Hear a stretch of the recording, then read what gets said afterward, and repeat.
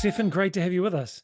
It's great. It's good to be here. I'm excited. As we were talking about, I'm really into education and AI, and of course some other things as well, Craig. So I'd love to talk about these things to anyone who will listen. Wonderful. As my mother says sometimes. How about you tell us about your background? So most of my background, really my entire life, and until I got really interested in AI, and it's still part of my life. I've been involved in academic debating. I started debating in the 8th grade. This was around 1984, and our teacher divided us into two teams, Russia and the United States, which has now obviously come full circle. And fortunately, I was on the United States side because at that time you just really had encyclopedias to debate out of. And course, all the U.S. encyclopedias were pretty biased towards the United States. So it was definitely easy to defend the U.S. side. And I've been involved in debate as a high school debater, college debater, college debate coach, high school debate coach. I've coached elementary kids. I've promoted debate, developed debate tournaments, developed debate curriculum, developed a debate website. I'm taking some high school students to a tournament this weekend.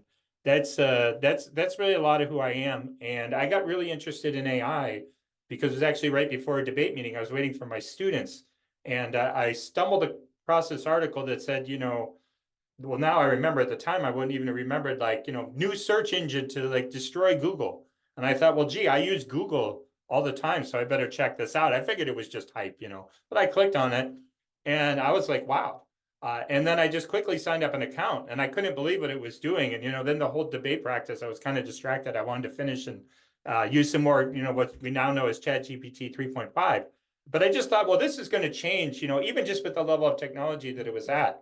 This is going to change how I teach, how my students learn. And I just started imagining, all right, this is just the beginning. I was just thinking of all the different things it could do with it. And I didn't understand all the markets and the players. Like, I didn't know exactly who was behind it. But I thought, wow, they could just really integrate Google Scholar into this thing, and it would be really powerful. So we're starting to see that, in different ways, right? So I just thought it was really powerful and changed the world. And of course, the more I read, the more I became convinced of that. So I get really involved in that. And then I've kind of come a little bit full circle, right? So I'm 52 now. So sometimes when you do stuff for a little while too, you're like, oh, I'm going to do debate for a long time. But I've really come to, debate. The more I've learned about this technology, read the future of work reports, debate's like one of the most important things that students can learn, because all these future of work reports, and by future, they mean now and into the future. What's the number one skill? Like critical thinking, communication, collaboration, all the things you learn in debate. Number two is these AI skills. So it's really kind of reignited my passion, and I feel like what I'm doing is really important. Even the Microsoft future of work report reference like argumentation theory that I've taught for years, just basic argumentation theory, and how students should learn that. I don't think they realized, necessarily what they're doing, but I thought, wow, I've taught this every year for, 30 some odd years, and they just put it in there like, like it belongs. So it was hard to get people outside of, argumentation. And, I taught some university classes or high school. It's called the Toolman model of argumentation. And you would only really be aware of this if you studied argumentation or had a basic class, but nobody else was really interested. Now everybody's interested. So it kind of, that's how like I say, I started with debate, got really interested in AI, and I see now even more value in debate than I even had before. And there's other applications as well that we can talk about, but that really got me excited. But I'm really into the, seeing where this is going. The changes that occur, not just at the micro level, we're interacting. How should I say? We're entering now really, probably a world of AI agents that we'll see come out over the years. And, that takes us way beyond like next word prediction, which, some people are just kind of talking about as if that's the next word prediction is not the bright, shiny object anymore, right? Next word predictions, like, okay, that's like the foundation of like a large language model. Look, now what are the foundation of these language models doing, right? They're building agents. And once these agents start working, the learning the agents are going to be able to do, it's not just that they're functional, they're going to be able to learn so much. There's so many different interactions. The essentially what you call the knowledge base, right, or the database that these are built on is going to explode. And then so are their abilities. I really like the opportunities that are, for example, Dante AI, being able to set up a knowledge base and upload documents in there. I've got a couple of knowledge bases on Dante at the moment, and one of them is around pedagogy. So I've put in there a number of different pedagogical frameworks, and then put in some of the policy guidance from the Ministry of Education here in New Zealand around AI, and in Australia and the UK as well, so that I can get the AI to look through and sift through pedagogical frameworks, then AI, then policy development, and then look at actually platforms that are available right now and see the connection of all of those, and asking it questions based on that knowledge base to generate really useful resources for schools that can distill all of that down to Yeah, what do and we so really one need thing, here and how can we leverage it? I've been through a lot of the guidances. I've actually, my next meeting here is with the district about a guidance, and yeah, I read through Australia and the UK. There's 5 states, I think, now in the US that I read through that have produced these, and I did the same thing. Like, I uploaded them into a chat bot, and then I used it to kind of write a summary as a foundation. Right? I didn't just use that, but I used it, and I think that's one thing that when you talk to people, a lot of people don't understand. Right? They say like, oh well, these bots, they were just trained on like everything on the internet, and everything on the internet's not great. Well, it's not necessarily as bad as some of them think it is, because they excluded a lot of the worst stuff. But yes, they just trained it. But now you can essentially, I mean, in a broad way, like, you're fine tuning it on a specific knowledge base, right? So these like frontier models have been trained on everything that's like publicly available, basically like 10 trillion words. But now it's like you're saying, right? Somebody's taking that, and then you're training it on those those policy documents and approaches and all those types of things. And that's where the knowledge is really growing. Like, in debate, judges judge different ways. So in the United States, they ask you to put up a judge philosophy. What's your approach to debating, and what do you value more, the arguments or the persuasion, those types of things. What I did is I downloaded all those, and then I just used an AI, and I asked it to like summarize the major categories. And then I had a document I could share with students that, just summarized everything. And of course, I was familiar with it. So like, I knew it was basically correct, right? Like, this hallucinations issue, but I knew it was basically correct. Could I have done that? Sure. If I had 12 hours, I could have sat there and like really gone in detail, Right, pulled out different things, but the AI did in 5 minutes. Right? And then I spent 10 right. minutes like reviewing it and editing a little bit, and I was done. So when you train it on real specific stuff, really, really powerful.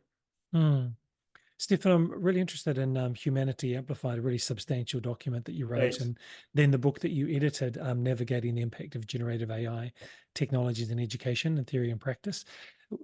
Could you distill down for our educators, Yeah. what would be some really key understandings about AI as it is now, and what teachers, educators, leaders need to be aware of? I think at a really broad picture, like I think there's, I call them 2 buckets. When I did a presentation in May, Cottismore, and I talked about these 2 buckets. So one bucket is, how do you use AI to do what you already do better and like faster, right? So like, the thing in education, all these teachers, they can write lesson plans, right? Okay. I don't know that they really sit around all day writing lesson plans and let's say that much time, but you can write a lesson plan if you put in a good prompt and you use like a well-trained system. It might help you write a better one, right? Especially as you get better at using it. So that lesson plan is designed to like help you save you some time and to maybe like teach better than you otherwise would what you're already teaching, right? So that's bucket 1.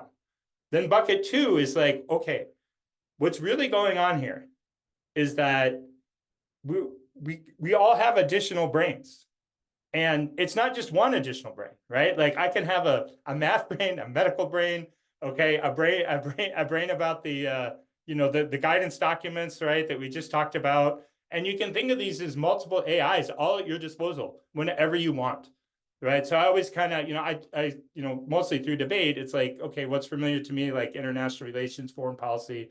Think, okay, who are the big scholars? Like Joseph Nye, one of the leading theorists in these fields, Kevin Waltz. You say like, okay, well, what I really have now, and that I can ask those people questions like whenever I want. They're my assistants, right? Like when I'm doing my work, Joseph Nye is my assistant, right? Imagine, if Alan Greenspan was still alive, right? Famous economist, like, oh, I'm struggling with my economics. I'll just ask Alan Greenspan, right? And have Alan Greenspan like help me through this. So people are in school, right? And now going into work, right? And, technology is developing, right? But they're basically going to have another brain with them that's like more powerful than any like thing you would otherwise be able to access. I say it's like, imagine like, another way you could look at it is a student, you say, okay, well, Joseph Nye is your roommate.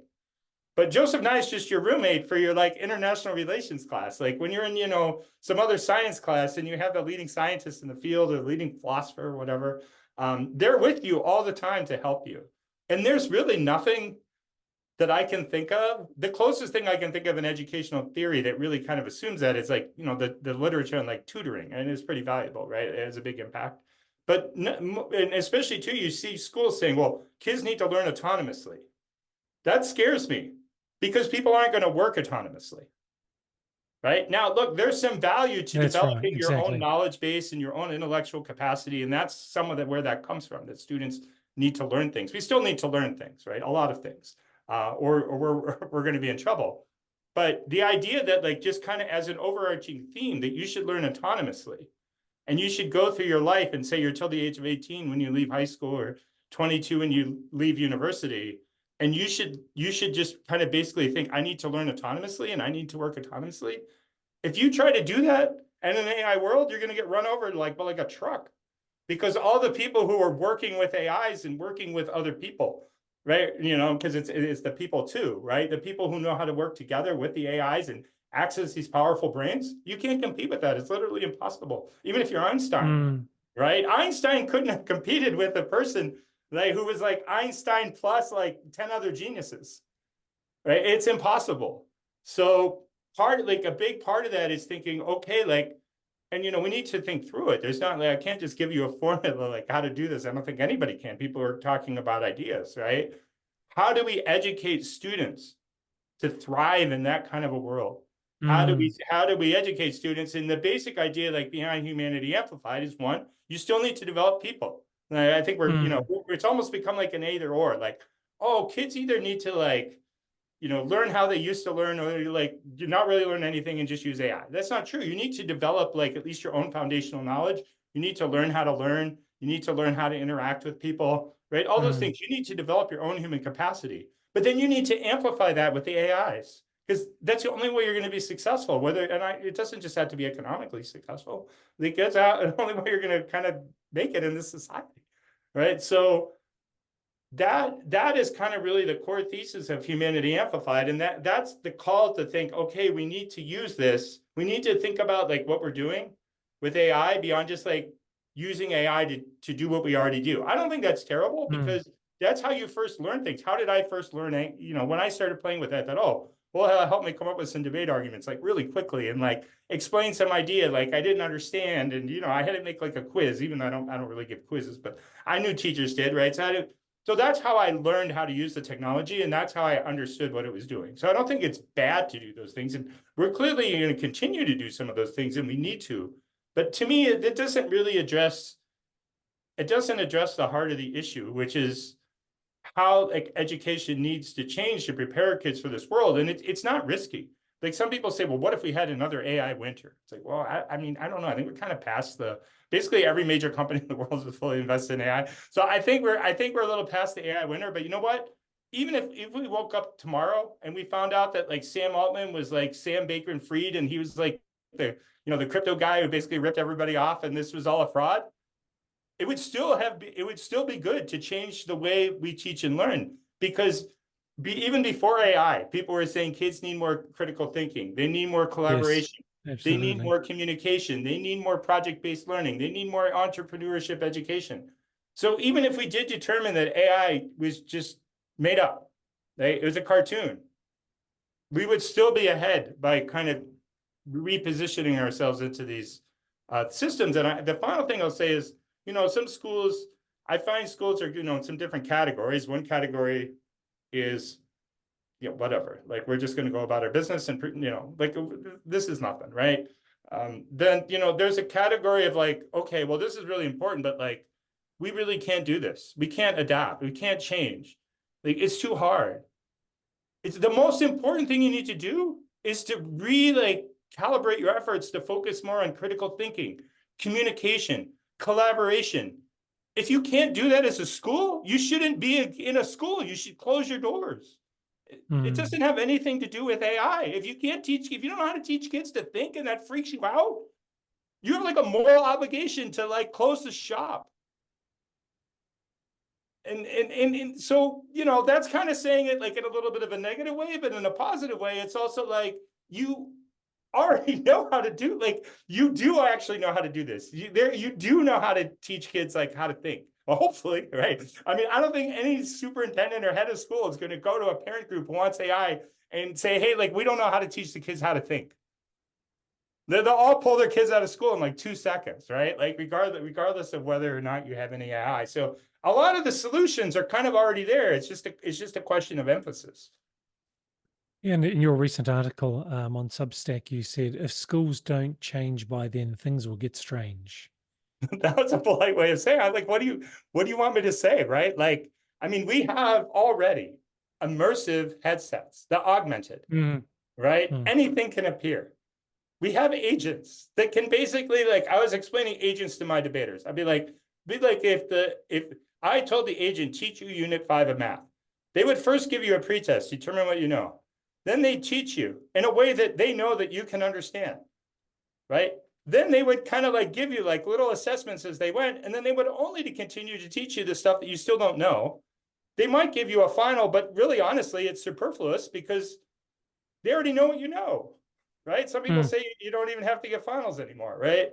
So that's all going to be there. That's it. That's there, right? So in Mm. my mind, like teachers can like learn how to like work with that and add the human element, add the motivational element, right?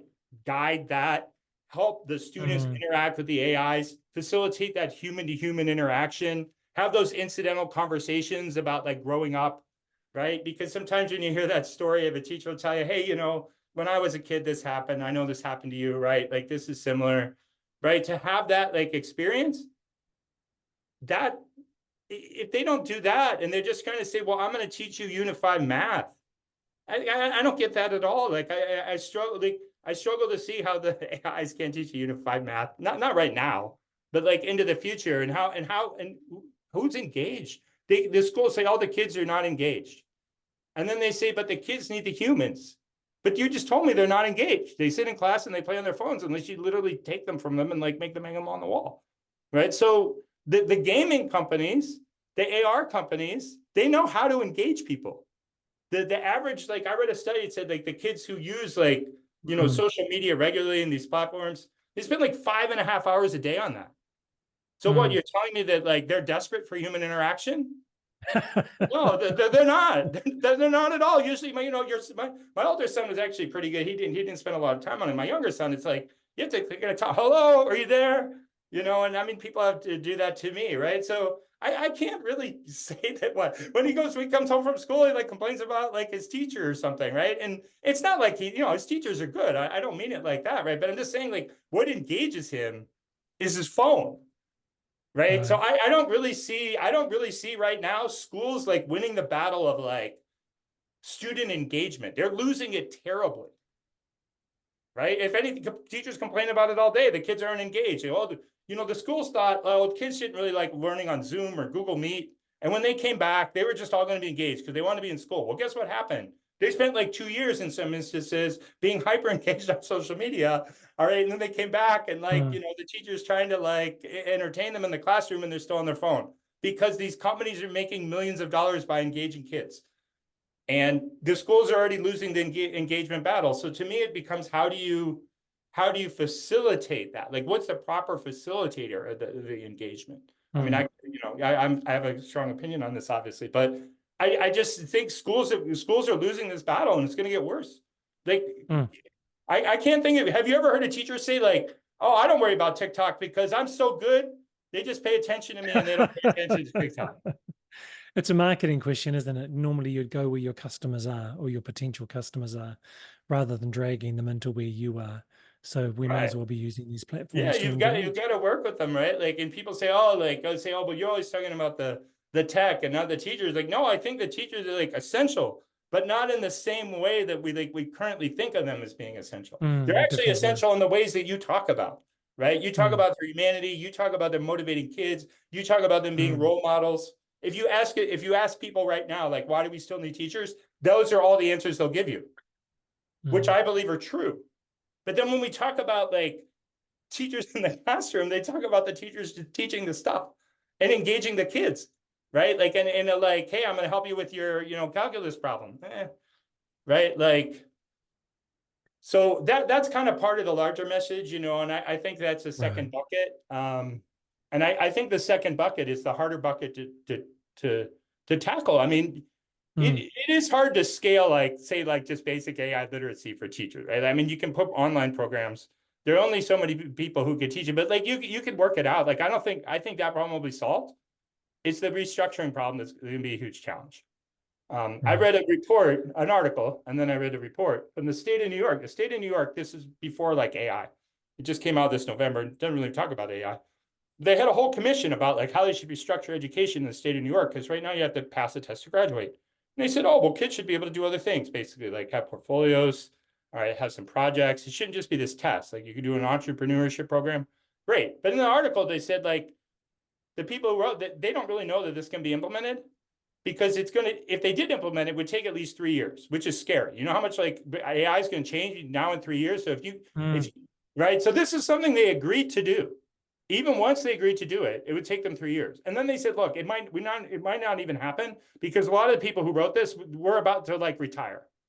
So this idea might just die, right? So how do you kind of change that like type of institution? I don't know that it changes itself. I think there'll be a lot of pressure on these institutions. The U.S. homeschooling doubled last year. Now, it just went from 1 to 2 million, but okay, right? If it went from 10 to 20 million, that's different. But a lot of kids can learn at home on these tools, and it's one-on-one Mm. tutoring. One day I was taking my son to work. One day I was taking my son to school, not to work. And I said, would you have to go to school all day if your teacher only had to teach you? He kind of looked at me at first. I said, like a math class, if you were the only student and the teacher just taught that little lesson to you, would you need to sit in class for 45 minutes? And he looked at me like I was crazy. He was like, well, no, why?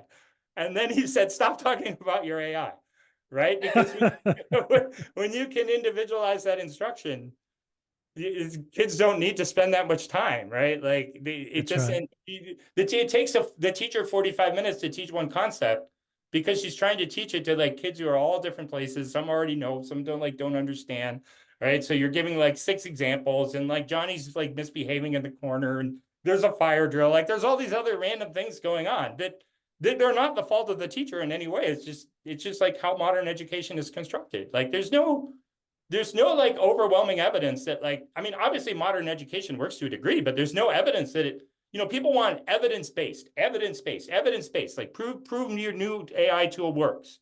Okay, well, prove your system works better than the AI tool. There's no evidence, right? The evidence on individual tutoring is overwhelming, right? Now, look, that's not human. Okay, that's not, that is human, right? The evidence is, right? We haven't done this yet with AIs. Right, but we've done it a little bit other ways. Kids learn online. They've already Yeah. started learning things. My son last year, he said, well, he had his first like AP test as a sophomore. He said, my teacher, he's like, just give me this review book. And he got a 5. Right. So, when he gets confused, he watches YouTube videos when he needs help with his homework. Right. So that's not AI, but it kind of works. He does very well in school. I tried to get him to use ChatGPT a little bit. He was kind of afraid, but then I got an argument with him on text the other day, and he started ChatGPTing me screenshots about why he was wrong. Right. And I probably was wrong, to be honest with you. So I was trying to make a different point. I was trying to like be the like, well, I'm dad, you got to kind of do it point. Like, I'm your boss, you got to do it. But like, he was right. I knew that even, so he's just rapidly accessing information. Right. Yeah. And just kind of telling me like why I'm wrong. So kids, I think we've there's proved the a thing in case, education, Stefan. pardon, like, learn for like, maybe you need to know it later, or learn because you need to know it right now, right? And the kids are really good at like right now, Right. and the tools are really good at like, right? And they're only going to get better, right? Like, there's still some hallucination obviously in these systems, but they're actually not in the, you can design a system for education that doesn't hallucinate. It's really not that hard. You can do it with current technology. So that's going to change a lot of things. I think with 5, 6 years ago, the flipped classroom model was innovative and new, but we've proven the case that you can distill down what would be, like you say, a 30 or 45-minute lesson into a 7-minute video that the kids can watch when they have the opportunity to absolutely focus. And then when they come back and they are with the teacher and they are with other kids, then it is the engagement, the application, the problem solving, the collaboration. But we want them to get the knowledge or the Right. skill really clearly. So why is a teacher spending the time recording the video to do that? And why not AI package that in a range of different ways for a neurodiverse student, differentiate it, create 20 different assessments that Right. are really micro assessments to test, have you got it? Then customize the responses to meet that. And then they turn up in the class and they know it, they've got it. They can Yeah, and apply it then and the really teacher's solve real world facilitating that problems. interaction and building it, and they're building on it and reviewing it and Building talking on it, about it. yes. There's a on LinkedIn. His name's Connor Grennan. I don't know if you're connected with him. He's a business professor at Stern at NYU, and he posted a thing this morning about how basically you could do it in Canva. That I forget the number. If it's like 30,000 or 300,000, but either way, that basically it can generate videos, advertising videos that are unique to each person, right? So like, okay, it knows like you and I have an education background. We're probably around the same age. So it's not only that the two of us get one video, it's still going to be slightly different, right? Maybe one of our kids are in high school or college, right? Like it's targeted marketing to the individual with video generation. So that, to your point, right? Like why, if this kid's interested in sports and the Super Bowl, why isn't the math word problem about the Super Bowl, right? If somebody else is Right. interested in Taylor Swift, it can be about Taylor Swift, and that's no work. The teacher doesn't have to even type in, make a video about Taylor Swift and then share it with Sally or something. It just does that automatically. And that's why Mm, people say, like, some people say, well, AI, this is what scares me a little bit. People say AI is really going to expand learning. Like kids are going to be able to learn so much more faster. Yes, they can, and the kids who want to learn will. But those kids who are like not doing that, the gap is just going to like explode, right? Like you're a kid now, you can learn anything you want any time of the day on like the simplest device that you have, right? And engage and be so engaged in any way that you want. And we already started to see that a little bit, right? Like kids at the top of their, they're taking online classes, extra classes. My son took a college class before he applied to college, which did help, probably helped his college admissions, right? So these kids are kind of like, we're already kind of pushing ahead.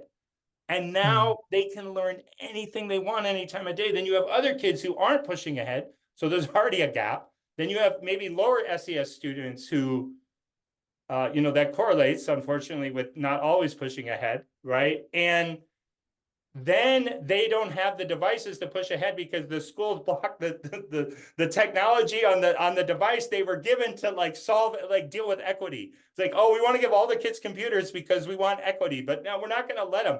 This is an AI world. We're going to block the AI world from the students whose like only way to get to it is the device that you've given them to promote equity. And I get that there mm, are like other like security issues and privacy laws and like all these things that districts have to deal with. So like, I don't want to sound too critical, but at a meta level, that's what's happening. You've given them a device that's no longer useful in the AI world. It's no longer an equity device. It's no longer an equity device.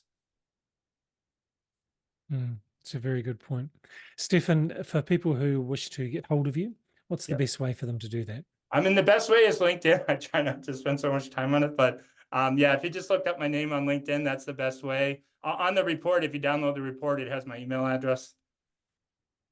Fantastic. We'll make sure that the links are with the description Thanks. in the video. Really want to thank you so much for your time. Thank you. Thank you, Greg. It's great. It's great to reach out. I met a lot of really awesome people all over the world. And you're one of them. And you can see I like to go on my rants. So thanks for the opportunity to do that. Thank you.